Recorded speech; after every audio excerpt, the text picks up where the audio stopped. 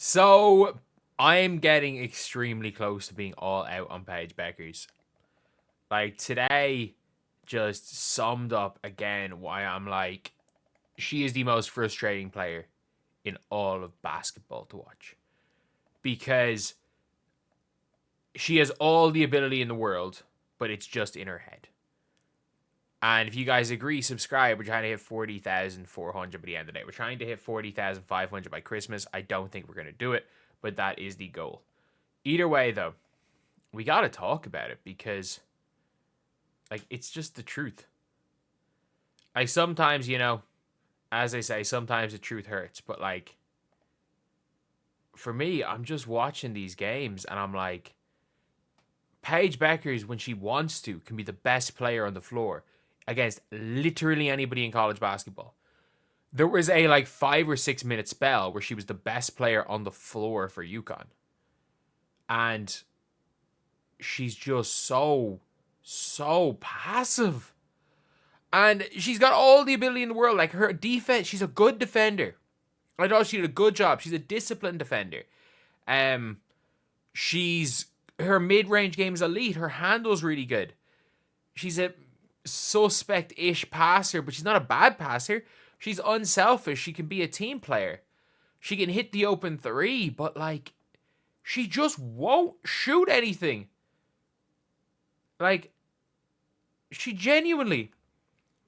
She straight up won't shoot anything unless it's a wide open shot.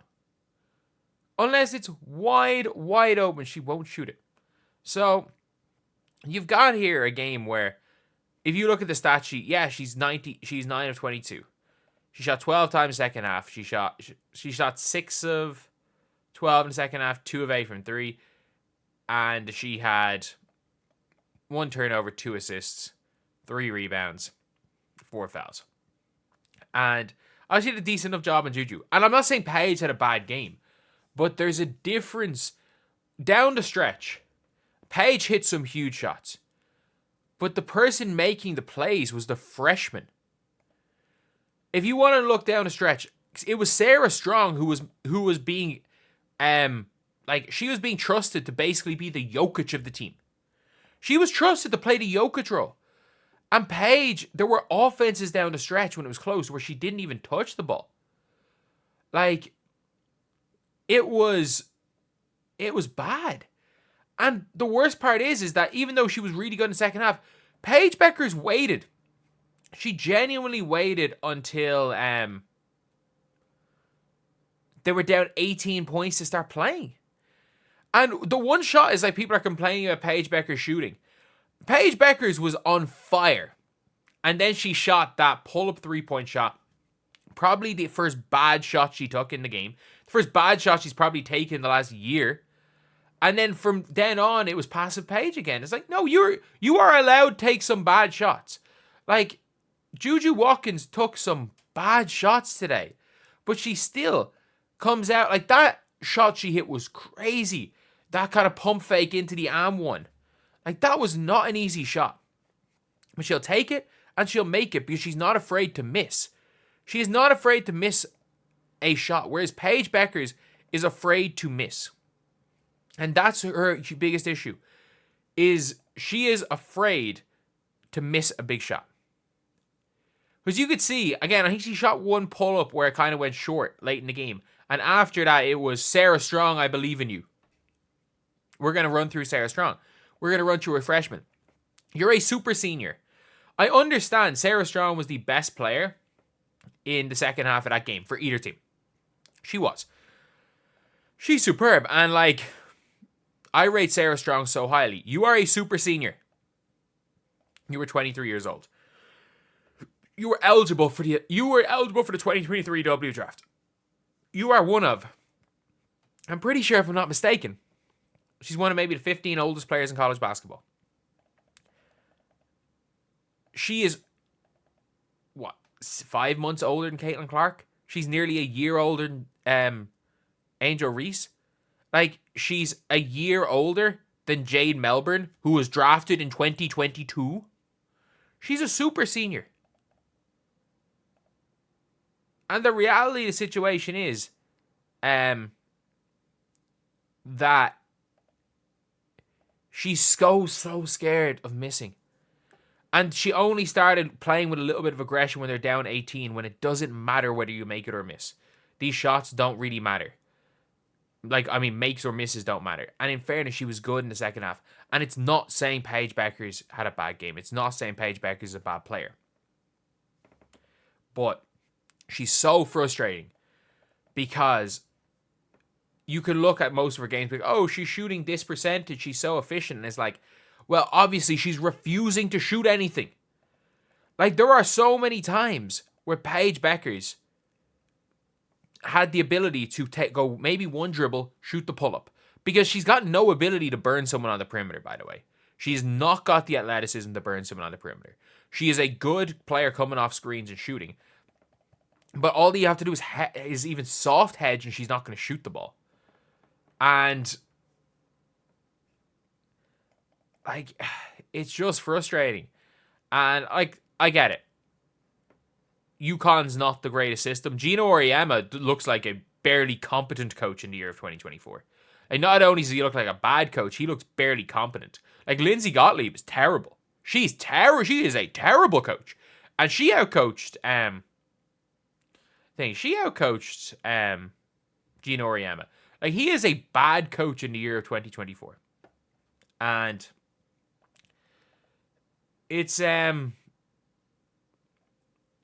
it's always a frustrating one with Paige when you watch her playing big games, because it's like she'll give you a quiet 22 or 22 points.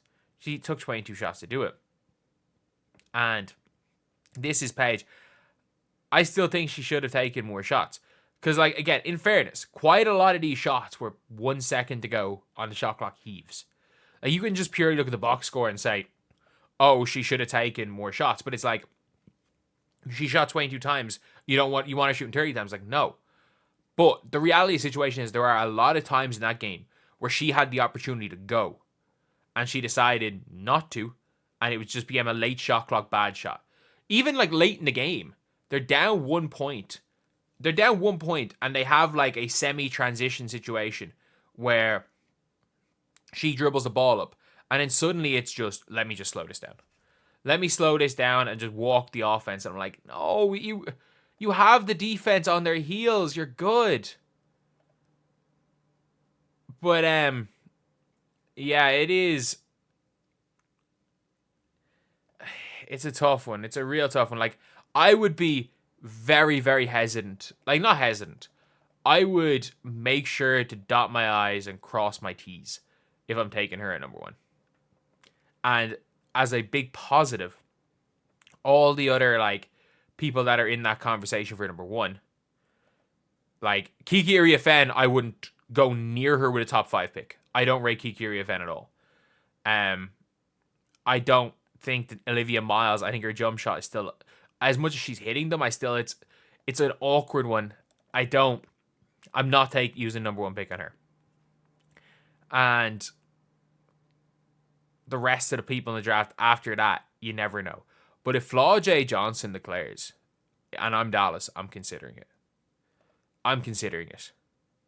Like, this is not a formality. If FLAW J doesn't, I think there's enough of a gap. I think this is a really deep draft. But I think this is a draft where, honestly, 3 and 15 barely could be any difference. I've seen drafts have I've seen drafts have, other Notre Dame, Sonia Citron going 3, and I've seen drafts with her out in the first round. I've seen mock drafts with AZ Foot at 3. I've seen mock drafts with AZ Foot midway in the second round. It is one of those drafts where it's like, it's got a lot of depth, but like it's kind of weak. Honestly, if I got confirmation she's coming over, I'm taking Dominique Malonga with the first pick. At this stage, I'm taking Malonga because Paige is just, it's so much, for me, the mentality is a question mark. Like, you can see, if you deny Paige Bueckers, she'll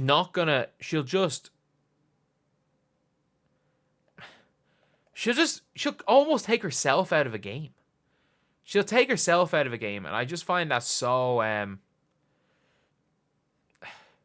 find it frustrating when a player has that much ability, but it's just a mentality issue. Like, if you could put Caitlin Clark's brain, if you gave Caitlin Clark the game of Paige Bueckers, like, with just her motor and stuff, and her ability to sprint, Paige Bueckers, like, that would be the best player in the world. But I don't know if she's, and it's not even about not trying to get injured, because we saw when she went downhill to the basket, like, she can still finish strong. It's just a lack of willingness to be aggressive that's killer. And we're looking at a player who has all the ability in the world. Look, if we're talking about ability, who's got more ability, Paige Bueckers or Juju Watkins? It's Paige Bueckers. Juju Watkins is just bigger, stronger. Doesn't help also that she's way skinnier than Caitlin Clark was last year. She's way weaker physically than Caitlin Clark was last year. Even though, in fairness, her lower body strength is better, so she's better on the defensive end physicality wise. But still, I'm